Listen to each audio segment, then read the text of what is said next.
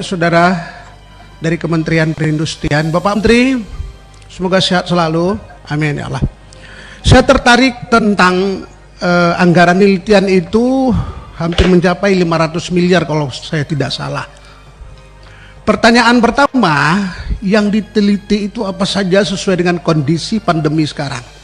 Karena masa pandemi kita sudah masuk 1 tahun ya, dari di 2020 ya Pak ya. Apa saja itu yang diteliti dengan anggaran yang begitu besar?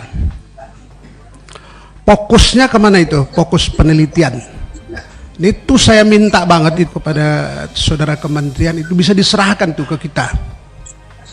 Kemudian secara spesifik saya ingin juga mau tahu apa saja yang diteliti di daerah Aceh secara khusus.